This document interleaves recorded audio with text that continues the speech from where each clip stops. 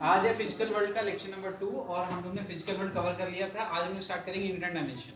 ठीक है, unit and dimension में सबसे पहले क्या पढ़ेंगे हम लोग, फिजिकल क्वांटिटी के बारे में। ठीक है, अभी फिजिकल क्वांटिटी क्या होता है भाई, किसी भी चीज को जो फिजिकली एग्जिस्ट करती है ना, कोई भी ऑब्जेक्ट हो गया, जैसे मान लेते हैं ये शिवांश है ना, शिवांश एग्जिस्ट कर रहे हैं ऑब्वियसली। अब इसको रोबोट बना दो या फिर इसको स्टैटिक बना दो, एक ऑब्जेक्ट बन गया ना।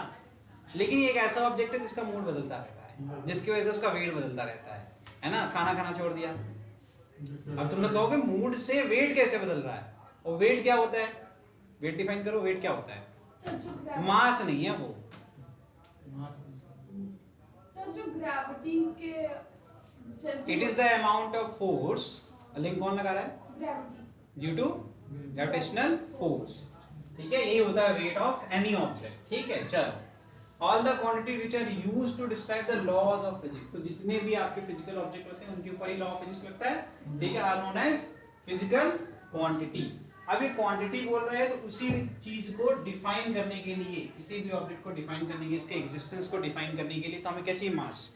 देखो क्वांटिटी क्यों चाहिए, हमारे पास ऑब्जेक्ट तो था ना, हम उसको देख सकते थे, है ना, टच कर सकते थे, फील कर सकते थे, तो हमें इसको डिफाइन करने के लिए क्वांटिटी की जरूरत है। लेकिन अगर उसका एग्जिस्टेंस बताना है, उसके पैरामीटर्स बताने हैं, उसका डायमेंशन बताने हैं, तो हमें कुछ एक क्वांटिटी सिस्टम चाहिए था। उसके लिए आपका आया क्या? Physical quantity. ठीक है, अब इसे क्लासिफिकेशन कितने होते हैं? देखिए, फिजिकल क्वांटिटी को दो क्लासिफिकेशन डाला जाता है, मेजरली दो होते हैं। इसमें से एक क्या हो गया तुम्हारा? फंडामेंटल। एक क्या हो गया तुम्हारा? Fundamental quantity. और दूसरा क्या हो गया? डेराइव्ड। ठीक, और भी होते हैं, और भी है इसमें। देखिए, अगर उनकी प्रॉपर्टी, डायरेक्शनल प्रॉपर्टी से अगर देखेंगे तो अब मैंने आपको मेन बता दिया, ठीक। लेकिन अब मैं बोलूं नहीं नहीं, एक काम करो, ये फंडामेंटल ये नहीं जानना, पहले ये बताओ अगर उसकी डायरेक्शनल प्रॉपर्टी, मतलब डायरेक्शन डिपेंडेंसी के बेसिस पर क्या कोई क्वांटिटी होती है? तो यस, दो प्रकार की होती है, एक होती है स्केलर, एक क्या होती है? ठीक है, तेज हो रहे हो बहुत ज्यादा, सब पता है। फिजिकल क्वांटिटी जिसको डिफाइन करने के लिए हमें किसी तरीके की डायरेक्शन की जरूरत ना पड़े, जैसे कि मैंने बोला कि मैं 1 किलोमीटर चल के आया, है ना, मैंने ये नहीं बताया मैं कहाँ चल के आ रहा हूँ, मैंने सिर्फ डिस्टेंस आपको, दूरी बता दी, है ना। तो डिस्टेंस को डिफाइन करने के लिए मुझे किसी प्रकार की डायरेक्शन की जरूरत नहीं पड़ी, है ना। और अब मैं कह रहा हूँ कि अब मैं 1 किलोमीटर ईस्ट चल के आया, ईस्ट की तरफ चल के आया, जहां पर भी था स्टार्टिंग पॉइंट बता दूंगा। ठीक है, अपने घर से ईस्ट की तरफ 1 किलोमीटर। मैंने ऐसा क्यों किया? क्योंकि मेरा ईस्ट की तरफ ही स्कूल है ना, स्कूल की लोकेशन फिक्स है। अब मुझे एक ही डायरेक्शन में जाना पड़ेगा, डायरेक्शन डिपेंडेंट हो गया ना। बिना डायरेक्शन, अगर मैं सही डायरेक्शन में नहीं जाऊंगा, तो अगर मैंने कहा कि मेरा स्कूल ईस्ट की तरफ है और मैं कह रहा हूँ भाई, मुझे तुमने बोला कि सर 1 किलोमीटर जाना है, घर से निकला 1 किलोमीटर ऐसे नाक के लिए चला गया, जिधर चलने उधर चले गए, स्कूल पहुंचेंगे? तो डायरेक्शन डिपेंडेंट हो गए। तो ऐसे क्वांटिटीज क्या हो गई? वेक्टर। ठीक है, तो those physical quantity which have both magnitude and direction and obeys laws of vector algebra are called as vector quantities. Example, displacement, force, velocity, etc. समझ में आ गया? नोट्स साथ साथ में बनाते रहना, बहुत ज्यादा बेसिक है तो बनाते रहिएगा। ठीक है, ये हो गया डायरेक्शनल प्रॉपर्टीज के ऊपर आपकी दो मेन जो आपके होते हैं टाइप ऑफ फिजिकल क्वांटिटी, वो पता चल गए। ठीक, नेक्स्ट होता है बेस्ड ऑन डिपेंडेंसी। ठीक है, डिपेंडेंसी मतलब किस पर डिपेंडेंट है? क्या हुआ? थोड़ा देर रुक जाओ। ठीक है, पहला होता है फंडामेंटल और बेस क्वांटिटीज, और दूसरा क्या है? Derived quantities. ये विजिबल है? ठीक है, कोई दिक्कत नहीं है, अभी सब दिखेगा। ठीक है, तो ये हो गया तुम्हारा डेराइव्ड क्वांटिटीज। ठीक, अब ये फंडामेंटल डेराइव्ड को बड़ा अच्छे से पढ़ते हैं थोड़ा हम लोग। ठीक है, ये पहले नोट कर लीजिए फटाफट, मैं आपको डिफाइन कर देता हूँ। देखिए, फंडामेंटल या फिर बेस क्वांटिटी वो क्वांटिटीज होती हैं जो कि डिपेंड नहीं करती हैं किसी भी अदर क्वांटिटी के ऊपर, मतलब ये प्री डिफाइंड होती हैं, इनमें कोई प्रकार का चेंज नहीं आता है। जैसे कि आपका मास, मैटर, है ना, मैटर का एक फिक्स स्ट्रक्चर होता है, वो चेंज नहीं करता, चाहे मैं मून पे चला जाऊं। ऐसा क्या होगा क्या कि मैं मून पे चला गया तो मेरा ये हाथ नीचे चला जाएगा, पैर के पास चला जाएगा? नहीं ना, मेरा इसके सेम रहेगा ना, मेरा मास कभी भी चेंज नहीं होगा। ठीक है, तो मतलब मेरा जो मास है वो कहां चला गया? वो इस टाइप की क्वांटिटी बन जाएगा, फंडामेंटल या फिर बेस क्वांटिटीज, आगे देखिए, for their complete definition are known as fundamental और बेस क्वांटिटीज। जैसे कि मेन तीन जो क्वांटिटी होती है जो फंडामेंटल में रखी गई, वो रखी गई length, mass and time. Time को भी बदल नहीं सकते आप, है ना। मून पे क्या 1 सेकंड 2 सेकंड का हो जाता है? क्यों शिवांश? आइए माते विराज जी।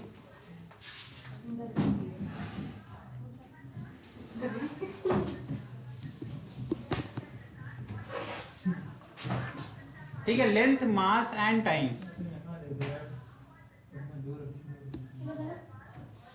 समझ में आ रहा है? ध्यान दो थोड़ा, ठीक है।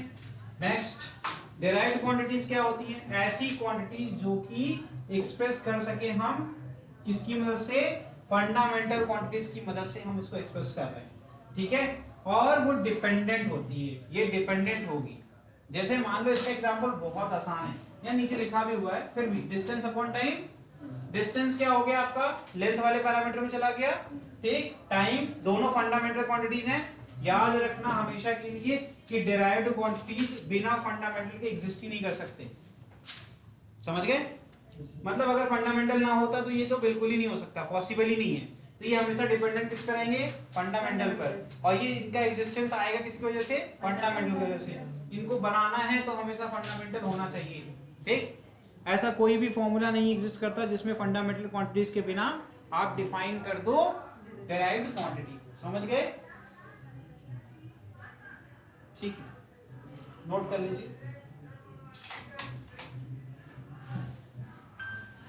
यहाँ एग्जांपल दिया हुआ है speed. Speed is equal to क्या है? Distance upon time. डिस्टेंस क्या है बता दिया मैंने फिर से, लेंथ, और टाइम भी आपका टाइम टू टाइम ही होता है। तो इसका मतलब ये क्या है? फंडामेंटल क्वांटिटीज से ही बना हुआ है, इसीलिए डिराइव होता है। आगे नेक्स्ट है volume, acceleration, force, pressure etcetera. Force वाला तो आपको पता ही होगा, जूनियर क्लास से पढ़ते आए हो, मास इनटू एक्सेलरेशन, ठीक है। चलिए, तो आपको मैंने डायरेक्ट क्वांटिटी बता दिया और फॉर्मूला देखिए यहाँ पर, force is equal to mass into acceleration, है ना। एक्सेलरेशन का फॉर्मूला क्या होता है? एक्सेलरेशन क्या होता है जल्दी से बताओ? Change in velocity upon time. Velocity का फॉर्मूला क्या होता है? डिस्प्लेसमेंट अपॉन, डिस्प्लेसमेंट भी देख रही कि लेंथ ही है, दूरी ही तो है। इसका मतलब ये भी फंडामेंटल से बना, इसको उठा के पुट कर दो तो यहाँ डिस्प्लेसमेंट अपॉन टाइम का स्क्वायर आ जाएगा, ये तो होगा ना। तो अब तुम्हें दिखने लगेगा, तो एक्सेलरेशन को मैं लिख सकता हूँ डिस्प्लेसमेंट अपॉन टाइम स्क्वायर, ठीक है बॉस। इससे तुम्हें क्या मदद मिल गई? इससे मिल गया मदद कि तुम्हें दिखने लगा फंडामेंटल का डायरेक्ट रिलेशन क्या है। तो आपको मैं इस फॉर्मूले को लिख सकता हूँ, इसको मैं ऐसे लिख सकता हूँ, डिस्प्लेसमेंट अपॉन टाइम स्क्वायर, और यहाँ पर मास को मैंने बगल लिख दिया। अब ये देखो, लेंथ हो गया, मास हो गया, टाइम का स्क्वायर हो गया, तीनों फंडामेंटल क्वांटिटी हैं। इसका मतलब फोर्स क्या हो गया? एक डिराइव्ड क्वांटिटी होगा, क्योंकि डिपेंडेंट है किसके ऊपर? फंडामेंटल क्वांटिटी के ऊपर डिपेंडेंट है, ठीक है। समझ में आ गया? चलो आगे बढ़े, जल्दी से नोट कर लीजिए।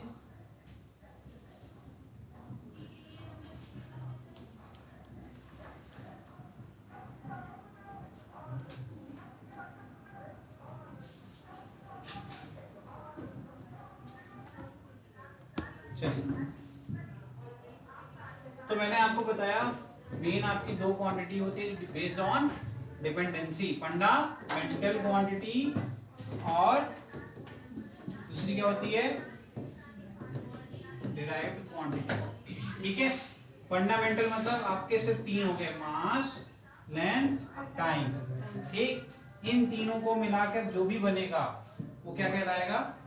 क्वांटिटी क्या कहलाएगा? will always be called derived form। समझ गए? अब इसको फ्लो चार्ट के फॉर्म में अपनी कॉपी में लिख लो। समझ गए? एग्जांपल लिखना है, एग्जांपल लिख दो, जैसे force is equal to mass into acceleration, speed is equal to distance upon time.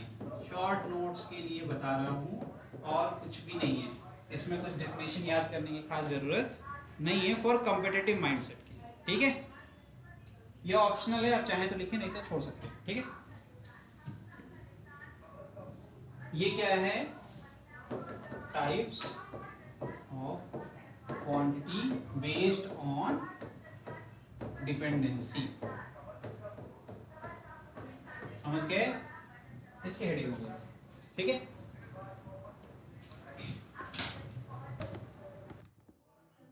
चलिए नेक्स्ट क्वेश्चन बताइए। ये क्वेश्चन क्या है, classify the quantity, displacement, mass, force, time, speed, velocity, acceleration, pressure and work under the following categories.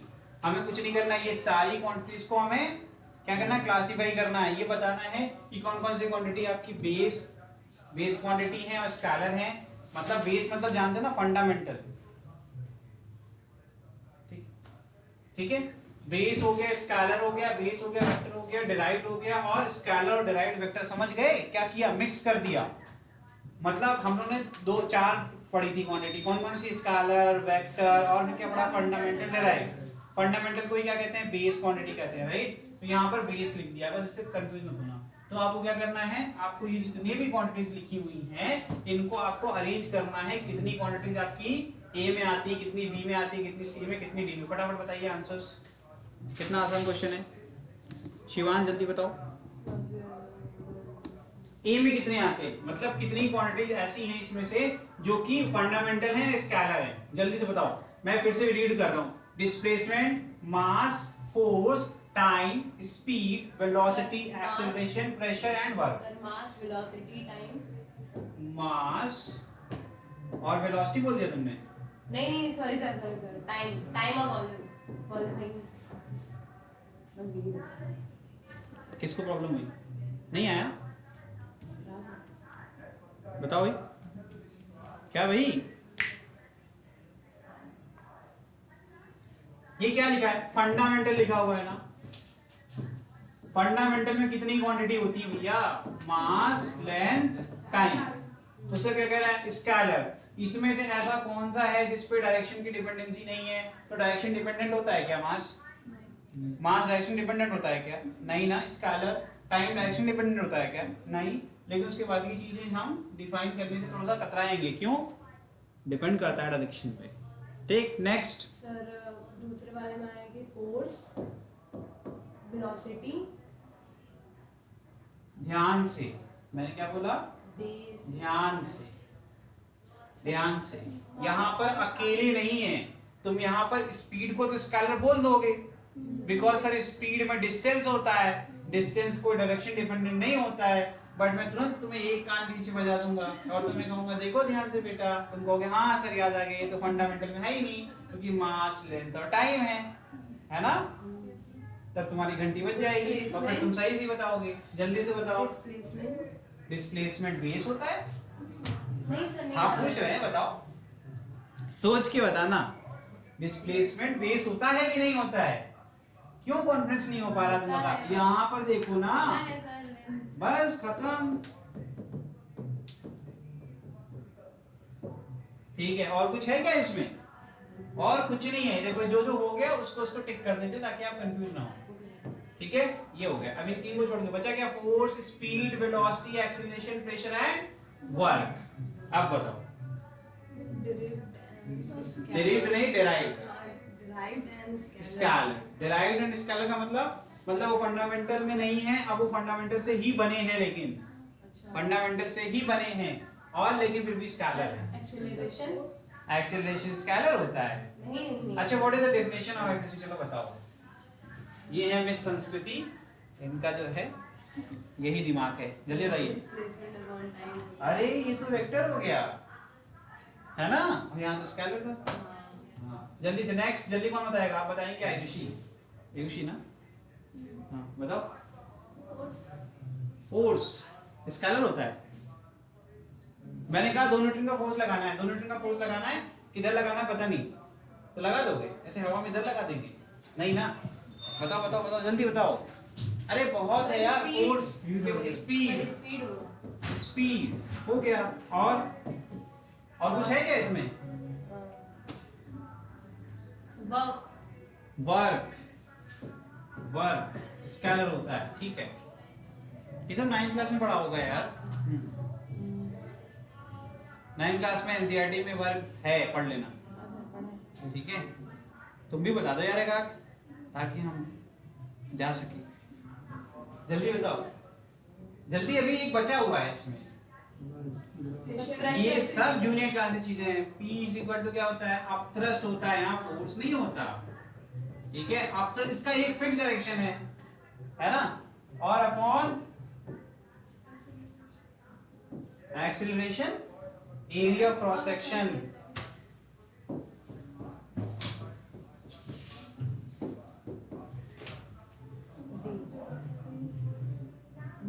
अब तो बता दो, अब तो एक मिनट भाई, बड़े भाई आप कृपा करके चूज करके बता दीजिए, मैं टिक कर दे रहा हूँ ताकि तुम्हें दिक्कत ही ना हो जरा सी भी। अब मुझे बता दो वेलोसिटी और एक्सीलरेशन। हाँ वेलोसिटी, रुको रुको रुको, अभी बता रहा है शिवांश। नहीं सर रुकिए। हाँ हाँ हाँ बोलते रहो। अच्छा गलत है क्या ये, मिटा दे, रुको रुको। अरे नहीं सर रुकिए। गलत हो गया, जल्दी बताओ, जल्दी जल्दी बताओ, कोई बात नहीं। सर दो ही तो बचा है। क्या बचा होगा? 3 बचेगा। मतलब फोर्स भी है।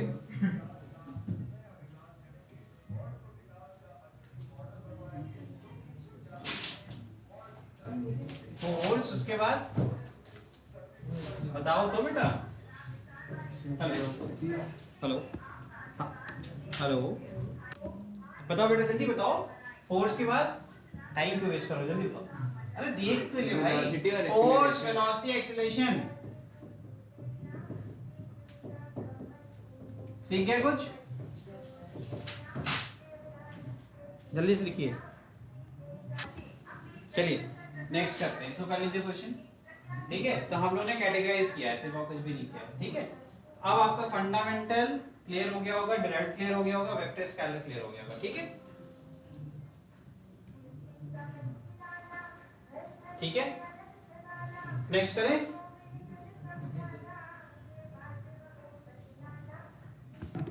चलिए नेक्स्ट देखिए, the chosen difference standard of measurement in multiple of which a physical quantity is expressed is called unit of the quantity।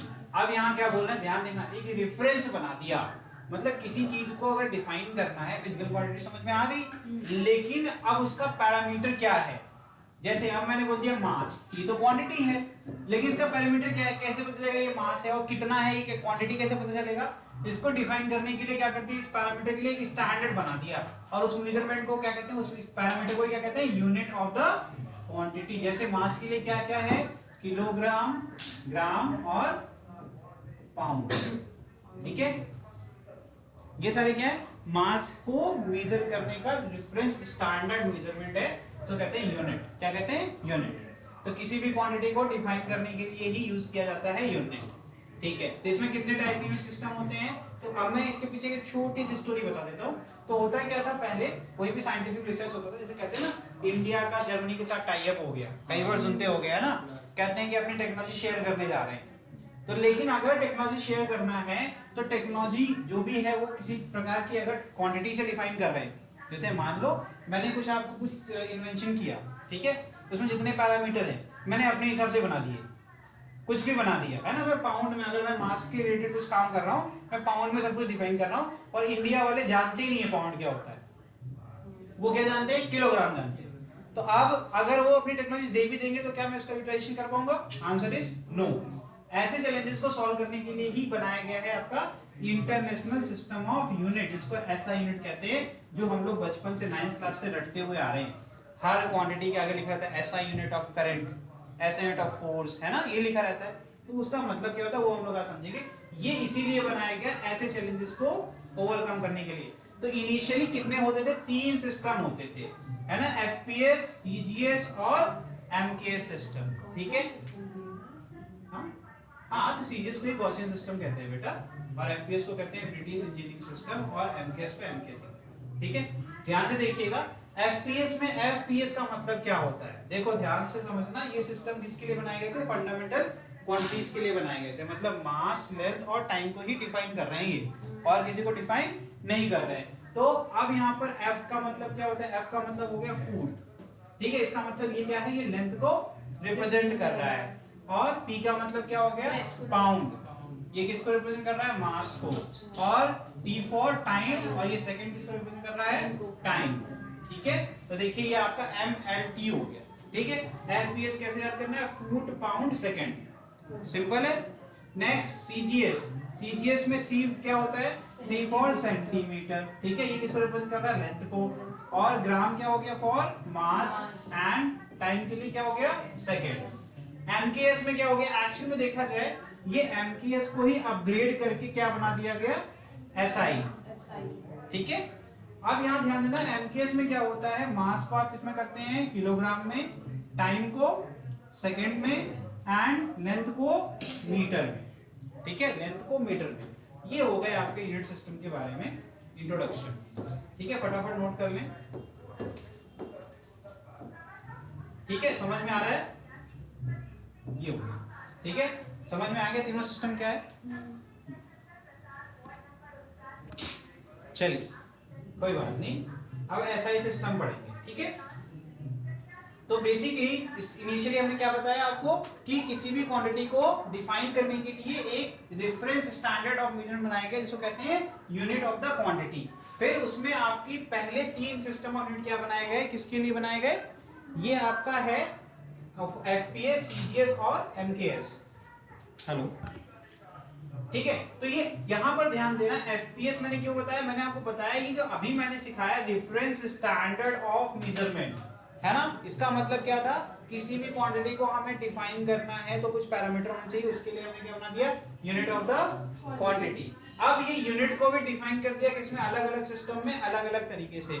और ये किसके लिए, सिर्फ और सिर्फ फंडामेंटल, बार बोल रहा हूँ, फंडामेंटल क्वांटिटीज के लिए, मतलब मास, लेंथ एंड टाइम के लिए। तो पहला सिस्टम क्या था, FPS। अभी याद कर लेना है तुरंत, FPS मतलब फुट पाउंड सेकंड। फुट किसके लिए हो गया आपका, लेंथ, पाउंड मास, और फिर नेक्स्ट क्या है, CGS, जिसको गॉसियन सिस्टम भी कहते हैं। इसमें देखिए आपका लेंथ सेंटीमीटर में, ग्राम मतलब मास, और second time. Last MKS system है जिसमें मास को किलोग्राम में, लेंथ को मीटर में, और टाइम को सेकंड में। इजी है, ठीक है। चलो नेक्स्ट, हाँ ठीक है, ये चल रहा है।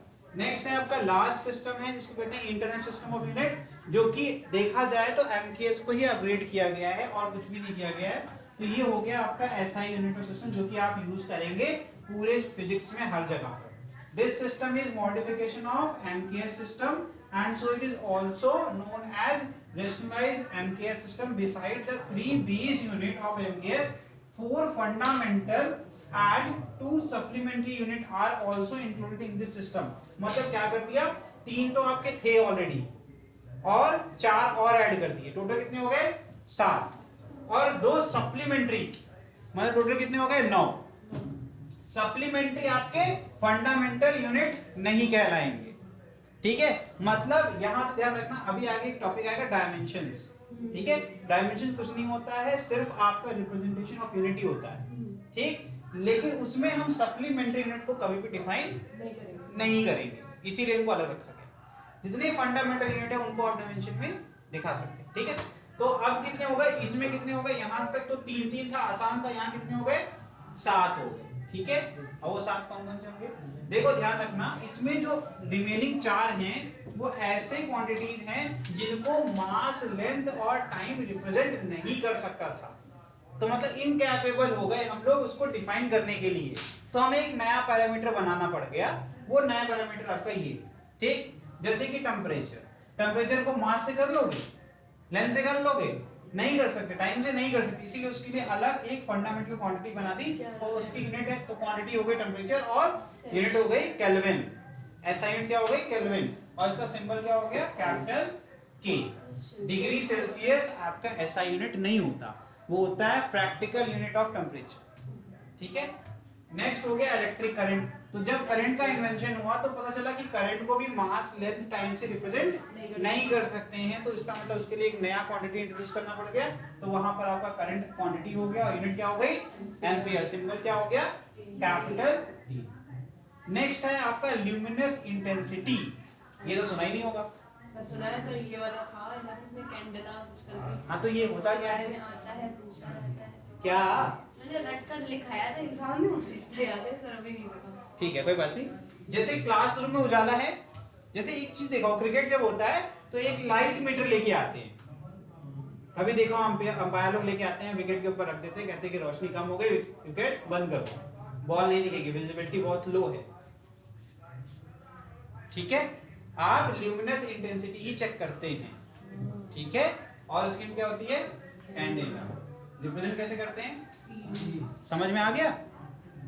नेक्स्ट, ये तो केमिस्ट्री है, ये तो केमिस्ट्री है ना? अमाउंट ऑफ सब्सटेंस, इसको भी मास लेंथ टाइम से नहीं रिप्रेजेंट कर सकते, इसीलिए इसको भी फंडामेंटल क्वांटिटी में ऐड किया गया। और इसको कहते हैं, इसकी यूनिट क्या होती है? ये तो क्वांटिटी हो गया, और इसकी यूनिट क्या हो गई? मोल, और इसका सिंबल मोल। ठीक है, जो कहना है कह लो। ठीक, आगे देखिए, जब हम डिफाइन कर रहे हैं बेस यूनिट को, ध्यान से रखना, ये क्या है? ये आपका फंडामेंटल क्वांटिटी है। मैं लिख दे रहा हूँ वापस से, ताकि तुम लोग गलती से भी भूल मत जाओ। ठीक है, ये किसके अंदर है? In SI system, in SI system. ठीक है, ये क्या है? Fundamental unit. फंडामेंटल मतलब आप जानते हैं ना, बेस होता है ना? In SI system. राइटिंग को थोड़ा सा एक्सक्यूज करिएगा, बहुत अच्छी राइटिंग है, तारीफ मत करिएगा, नहीं थक जाएंगे। ठीक है, एसआई सिस्टम। ठीक है, सिंबल तो सिंबल ही होता है। ठीक, आगे देखिए, while defining a base unit और standard for a physical quantity the following characteristic must be considered. जब भी आप कोई फंडामेंटल क्वांटिटी बनाते हैं या यूनिट बनाते हैं, उसके लिए कुछ पैरामीटर्स हैं, उसी के हिसाब से आपको करना है। जैसे कि उसका डिफिनेशन अच्छे से होना चाहिए, वेल डिफाइंड होना चाहिए, इनवेरिएबल होना चाहिए, मतलब बदलना नहीं चाहिए सिचुएशन के हिसाब से। ठीक, फिर उसके बाद आपका एक्सेसिबल होना चाहिए, आसानी से आप उसको यूज कर सकें। नेक्स्ट, रिप्रोड्यूसिबल होना चाहिए, मतलब बार बार उसको यूज कर सकें। और लास्ट में आपका कन्वीनियंस होना चाहिए, मतलब उसको आसानी से न्यूमेरिकल्स में, मतलब या फिर किसी प्रकार की साइंटिफिक कैलकुलेशन में अप्लाई कर सकें और कन्वर्ट कर सकें किसी और फॉर्म में। ठीक, ये हो गया। बस टेबल सबसे ज्यादा इंपॉर्टेंट आपका टेबल है फॉर कॉम्पिटिटिव माइंडसेट। बोर्ड्स के लिए आपको सारी चीजें होनी चाहिए। ठीक है, ठीक, आगे बढ़े।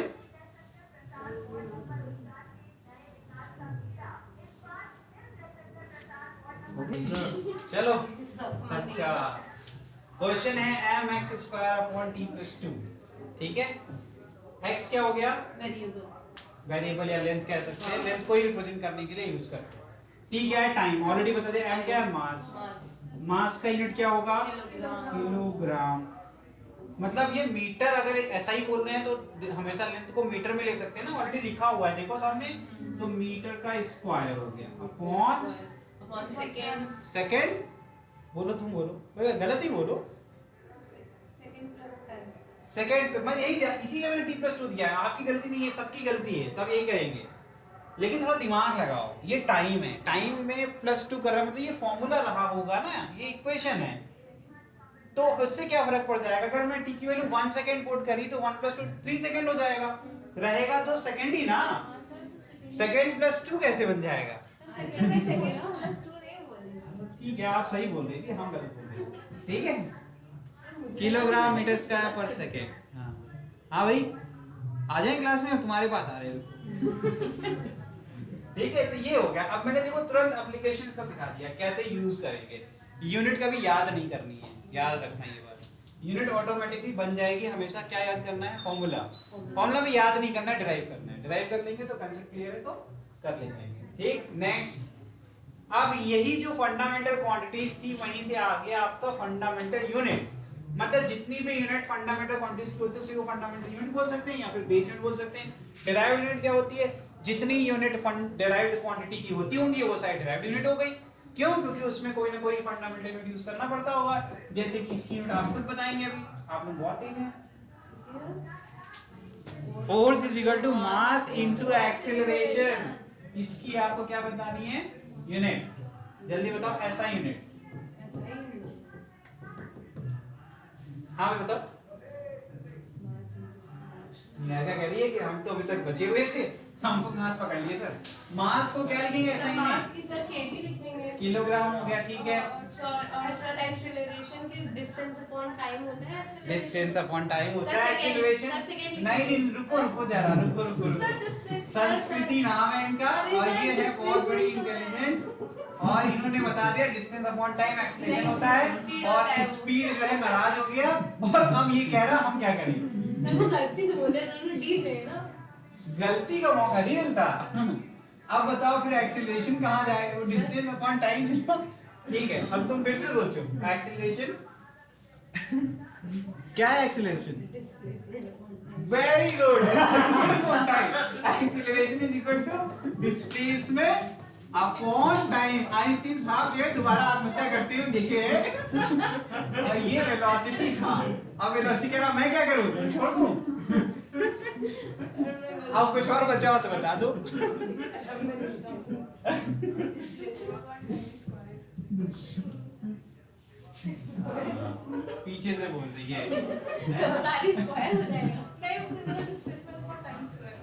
हाँ सही है, सही बोल रही है। कैसे बोल रही है, एक्सेलेरेशन होता है कहीं और से बोलता है क्या कोई। ठीक है, चेंज इन वेलोसिटी, हंसते हंसते सब पढ़ना। Change in velocity upon time interval. ठीक है, मतलब एक्सेलरेशन इज इक्वल टू क्या हो सकता है, v upon t, v for velocity. ठीक है, वेलोसिटी का होता है डिस्प्लेसमेंट अपॉन टाइम, तो डिस्प्लेसमेंट अपॉन टाइम इसका नहीं हो जाएगा। हाँ हो जाएगा। तो उसको क्यों कर रहे हैं हम लोग यूज, क्योंकि हमें इसको फंडामेंटल यूनिट बनाना है ना, टाइम स्क्वायर। अब ये क्या हो जाएगा, डिस्प्लेसमेंट क्या होगा मीटर में, और टाइम स्क्वायर होता है सेकंड। यस, केजी मीटर पर स्क्वायर। बस। ठीक है, चलिए ठीक है।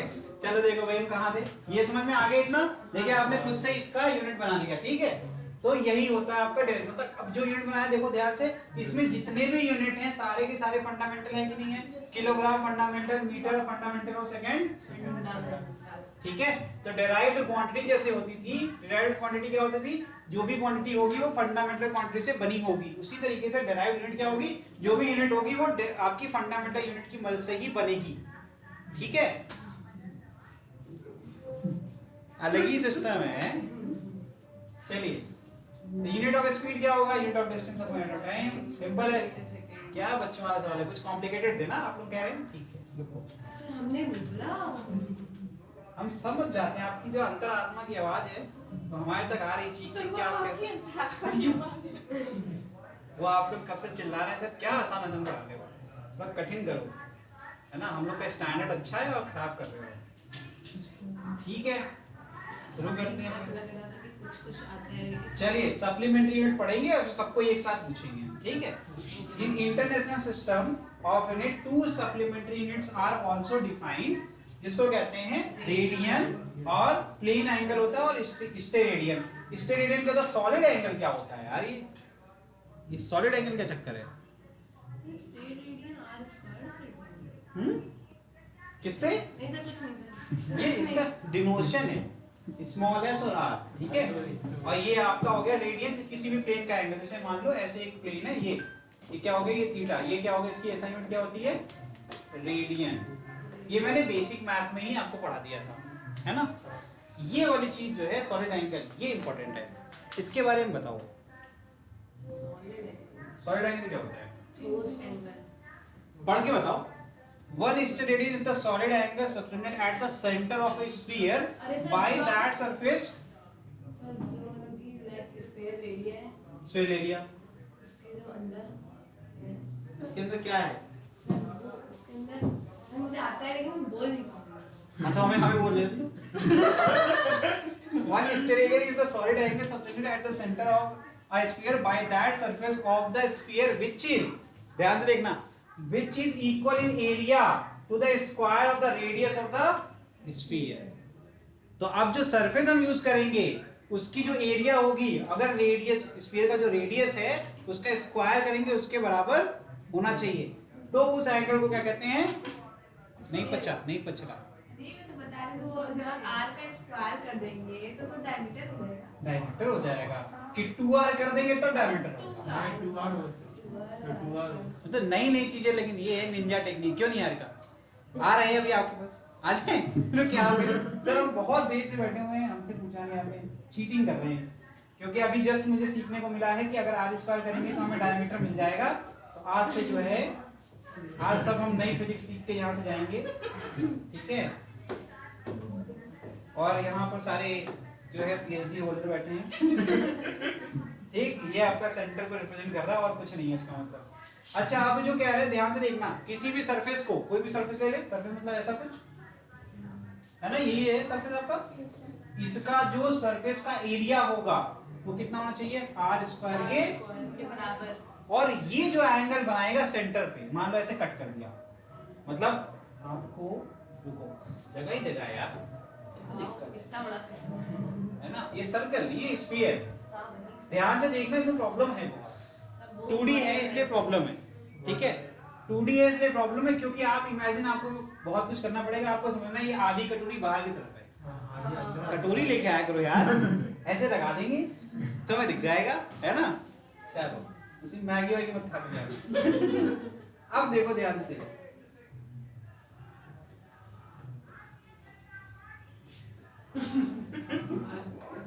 हाँ भाई बिल्कुल, जिंदाबाद जिंदाबाद। और अभी हम लोग जो है पढ़ाई करेंगे, नहीं तो फिर सब जिंदाबाद जिंदाबाद हो जाएगा।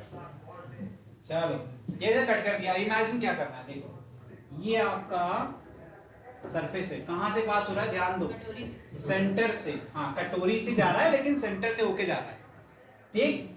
सेंटर से कुछ एंगल तो ये बनाएगा ही बनाएगा, लेकिन आपको ऐसा लग रहा होगा ये एक लाइन है, इस लाइन से एंगल बन रहा होगा सर, जबकि ऐसा कुछ हो रहा होगा। ये पूरा एक ऐसे कर्व सरफेस होगा, है ना, कर्व सरफेस होगा, सॉलिड। इमेजिन करना है, बॉल बॉल हो तो काट वाट के दिखाए, कुछ नहीं है।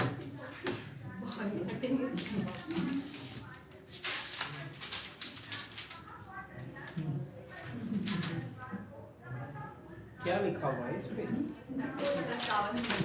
भाई तू अपनी कॉपी दे जरा। बॉल बनाते हैं, बचपन में पेपर फाड़ फाड़ के हम लोग बॉल बनाते थे ना। जो इसमें लिखा है वही फाड़ दूंगी। नहीं, क्यों ऐसा क्यों? ओके, मेरे पास पहले से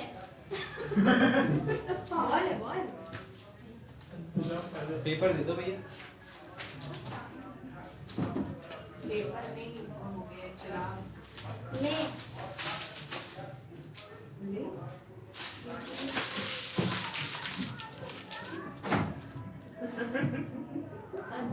यार तुमको सिस्टम समझ नहीं आता, एक शुरू करता है फिर ऐसे गाड़ी चलने लगती है इनकी।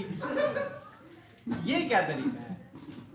अब नहीं हंसना है किसी को, नहीं तो यार क्लास डिस्टर्ब हो जाती है। और आज तो रिकॉर्डिंग वैसे ही कचरा। नहीं लग रहा। चलिए चलिए चलिए, अभी हम गए नहीं, सब्र करो, ठीक है, इतनी जल्दी नहीं छोड़ेंगे, ठीक है। ठीक, अब यहाँ से जो एंगल बन रहा है, जब ये कट करेगा इसको, एक एंगल सबटेंड करेगा कि नहीं करेगा? अब वो कर्ड पोर्शन यहाँ पर इमेजिन करना है, जो कि आप कर नहीं पाएंगे। अगली क्लास में इसका एनिमेशन देख लेंगे, आगे बढ़ते हैं, ठीक है। तो यहाँ पर जो सॉलिड एंगल होता है, मतलब ये सरफेस सबटेंड कर रहा है, अभी के लिए इतना समझ लो, अगली क्लास में इसका एनिमेशन दिखाऊंगा मैं, ठीक है। यहाँ पर ये समझ में आ गया रेडियन क्या होता है। रेडियन वाली बात बहुत पहले सीख ली थी हम लोग ने। किसी भी एंगल की बात हो रही है, एंगल को यहाँ पर उसकी यूनिट होती है आपकी, ऐसा यूनिट होती है रेडियन।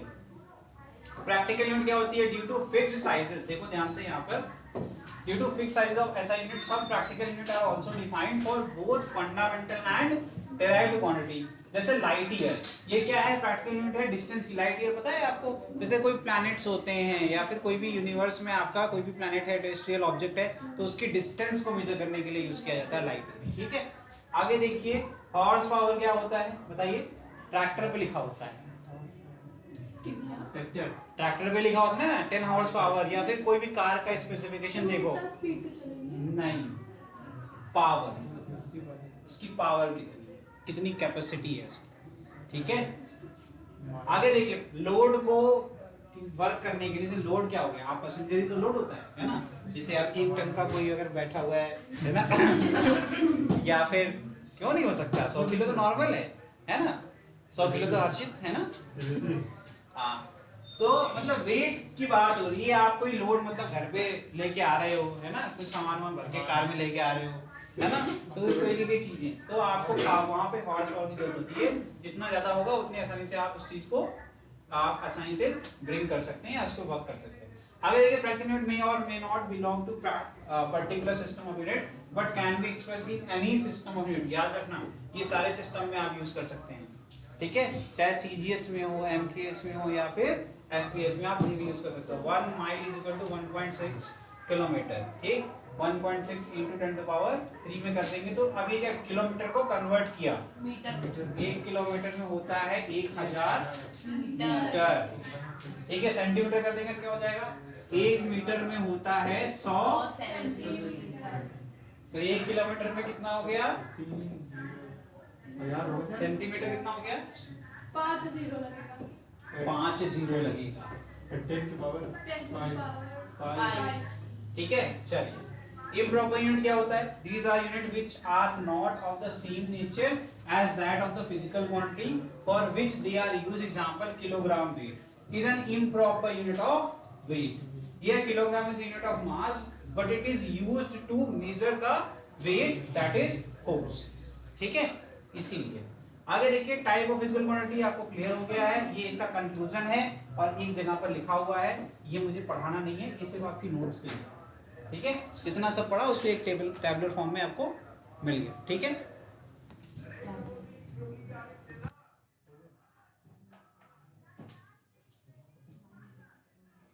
चलिए देखिए आगे, अब देखते हैं हम लोग कन्वर्जन फैक्टर क्या होता है, ठीक है। दो क्वांटिटीज के बीच में रिलेशन निकालना, अभी जस्ट हम लोग ने यूज किया, मीटर को सेंटीमीटर में किया, किलोमीटर को हमने मीटर में किया, सेंटीमीटर में किया है ना। तो देखो यहाँ पे to convert a physical quantity from one set of unit to the other, the required multiplication factor is called conversion factor, ठीक है। Magnitude of physical quantity is equal to numerical value into unit. तो इसका मतलब quantity अगर q से represent करते हैं तो उसका एक मैग्नीट्यूड होता है, उसके साथ साथ उसका एक पैरामीटर होता है जिससे हम उसको डिफाइन करते हैं। वो पैरामीटर क्या है, यूनिट, और मैग्नीट्यूड क्या है, कितनी उसकी क्वांटिटी है। जैसे मैंने लिख दिया यहाँ पर, मास को लिख दिया 100 किलोग्राम, तो किलोग्राम क्या हो गया, पैरामीटर हो गया, और 100 क्या हो गया उसका मैग्नीट्यूड। तो किसी भी क्वांटिटी को अगर हमें रिप्रेजेंट करना है तो न्यूमेरिकल वैल्यू होनी चाहिए, साथ साथ में उसकी यूनिट। अगर हमें कन्वर्ट करना है एक सेट ऑफ यूनिट को, ठीक है, को दूसरे में, तो हमें क्या करना पड़ेगा, मैग्नीट्यूड को सेम रखना, ठीक है। आगे देखिए, यहाँ पर कुछ लिखा हुआ है, आपको गलत हो गया, न्यूमेरिकल वैल्यू आपकी बदलेगी लेकिन मैग्नीट्यूड सेम रहेगा। मैग्नीट्यूड क्या रिप्रेजेंट करता है, क्वांटिटी, ठीक। जैसे तुमने मान लो 1 किलोग्राम चीनी खरीदी, ठीक है, तो 1 किलोग्राम चीनी में जितने भी छोटे छोटे आपके क्यूबिकल्स होंगे, अगर मैंने उसको 1000 ग्राम लिख दिया तो बदल जाएगा, क्वांटिटी सेम रहेगी ना। तो मैं लिख सकता हूं 1 किलोग्राम इज इक्वल टू 1000 ग्राम, मैं ये लिख सकता हूं कि नहीं, सही है। इसका मतलब है sir, magnitude of quantity never change if we change the system of unit. अगर हम सिस्टम ऑफ यूनिट को चेंज करते हैं उससे कभी भी मैग्नीट्यूड चेंज नहीं होता है, मतलब क्वांटिटी आपकी फिक्स ही रहेगी, ठीक है। तो यहाँ पर मैं Q इज इक्वल टू लिख सकता हूँ 1 किलोग्राम इज इक्वल टू 1000 ग्राम, जहां पर मैं ये लिख सकता हूं कि सर मैं ये लिख सकता हूं N1 U1 is equal to N2, clear है। देखो ना, यहाँ पर N1 की वैल्यू कितनी है 1, यहाँ पर N2 की वैल्यू 1000, U1 क्या है किलोग्राम और U2 क्या है, क्या ये मैं प्रूव कर पाया, यस सर, ठीक है। अब एक और चीज यहीं से, ये लास्ट वाला भी प्रूफ कर देते हैं। जरा मुझे एक चीज बताओ, जब यहाँ 1 था तो यूनिट आपकी बड़ी थी, जब आपका यहाँ पर ग्राम आ गया और तब आपका नंबर आपका n बढ़ेगा तो u घटेगा कि बढ़ेगा, आराम से। n की वैल्यू जब बढ़ेगी तो u की वैल्यू बढ़ेगी या घटेगी। सर एक बार फिर से बोलो। मैंने बोला कि जब यहाँ पर 1 था, n की वैल्यू 1 थी, क्वांटिटी तो आपको समझ में आ ही रही है, यूनिट आपकी बड़ी यूनिट थी, किलोग्राम थी। बाद में हमने क्या किया, 1000 लिख दिया, मतलब n की वैल्यू बढ़ गई और क्वांटिटी यूनिट जो है वो, इसका मतलब ये दोनों इनवर्सली प्रोपोर्शनल होते हैं। एन अगर इंक्रीज कर रहा है इसका रीजन है कि यू डिक्रीज कर रहा हो। That is numerical value of physical quantity is inversely proportional to the unit. Clear है? 1 metre is equal to is already आपको आता है फिर भी ठीक है। 1 मीटर में कितने फीट होते हैं 3.28 फीट। फिर इंच में कन्वर्ट करोगे तो 1 फुट में कितने इंच होते हैं 1 फुट में कितने इंच होते हैं। सब बार पता नहीं। हाँ सही है, क्या दिक्कत है, गलत बोलने के लिए कोई दिक्कत नहीं है। अनटिल से मैं बता चुका हूँ तभी मैं गलती बोलूंगा, नहीं तो नहीं बोलूंगा। ठीक है, हर चीज का एक पैरामीटर सेट है। अगर पहली बार पूछ रहा हूँ तो गलत बताओ, कोई बात नहीं। अगर मैंने बता दिया फिर गलत बोलोगे तब तो भाई ठीक है। तो यहाँ पर क्या किया 12 से मल्टीप्लाई किया, देखना 12 से करके देख लेना सेम आंसर आएगा। ठीक है ओके। यहाँ पर जो कुछ लिखा हुआ है नीचे, ठीक है आगे बढ़े, क्वेश्चन कर लो फटाफट।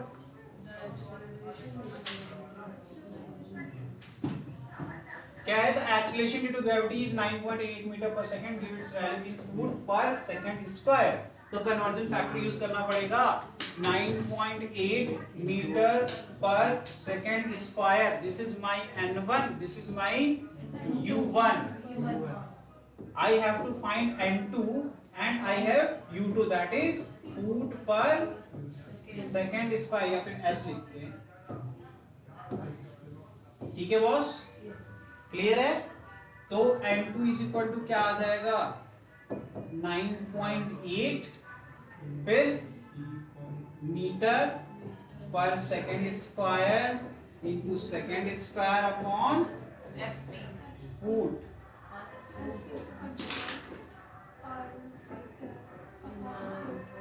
अब ये दोनों कब कर सकते हैं, दोनों सेम में होंगे तो किसी को किसी में कन्वर्ट करो, तो फुट को चाहे मीटर में कर लो या मीटर को फुट में कर लो। फुट तो लेंथ में होता ही है ना सर, लेंथ का मीटर दोनों लेंथ में होते हैं, मेरी बात सीखो पहले, समझो समझो। कभी भी यूनिट तभी कैंसिल होती है जब दोनों सेम सिस्टम में हो। ये अभी एफपीएस में है, ये एसआई में है, तो मीटर को हमें फुट में कन्वर्ट करना पड़ेगा इधर, या फिर हमें फुट को, तो ये क्या लिखा हुआ है, ये लिखा हुआ 1 मीटर और ये क्या लिखा हुआ है 1 फुट। तो 1 फुट में कितने मीटर होते हैं ये सोच लो, या तो सोच लो कि 1 मीटर में कितने फुट होते हैं। पुट करते ही जो भी वैल्यू आएगी एक न्यूमेरिकल वैल्यू आएगी, साथ में यूनिट क्या हो जाएगी फुट, तुरंत फुट कट जाएगा, बचेगा सिर्फ आपका न्यूमेरिकल वैल्यू। तो आपका आंसर आ जाएगा कि नहीं आ जाएगा, तो जल्दी से करके बताओ, कुछ बुद्धि लगाओ। अगर नहीं आता है तो आप स्केल होगी आपके पास 15 सेंटीमीटर वाली निकालो, उसमें कुछ लिखा होगा। अरे अभी तो पढ़ाया है, ये लिखा हुआ है। अरे रहने दो परेशानी, इधर गलती होगी मुझसे, जल्दी बताओ क्या लिखा हुआ है। 1 मीटर में कितना होता है, 1 मीटर में 3.28। ये बात याद रखना, बस देखो, बस यहाँ पुट कर दें इंटू 3.28 फुट अपॉन में क्या है, देखो ये सब कट चुका है, सिर्फ बचा क्या और आपको क्या चाहिए था, न्यूमेरिकल वैल्यू चाहिए थी ना, तो यूनिट का तो कोई काम था नहीं वहां पर। क्या सही हो रहा है वेरीफाई हो गया, मल्टीप्लाई कर लोगे तो करके आंसर बताओ। ठीक है आंसर बताओ, मल्टीप्लाई करो।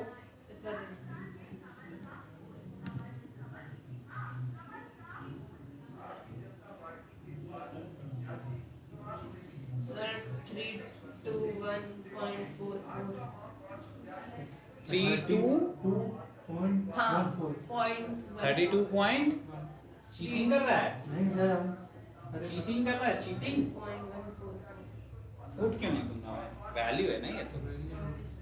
हाँ तो अब अगर मुझे पूरा इस फॉर्म में लिखना है तो मैं कैसे लिखूंगा, ऐसे लिखूंगा 9.8 metre per second square is equal to 32.14 foot per second square. ठीक है, क्वांटिटी के फॉर्म में थोड़ा ना, ये तो n2 निकाला ना तुमने।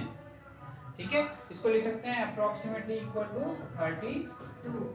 ठीक है, इजी है। तो क्वांटिटी क्या हो जाएगा, then the required quantity will be 32 foot per seconds. ठीक है, नोट करिए फिर तक से आगे बढ़ते हैं। हो गया।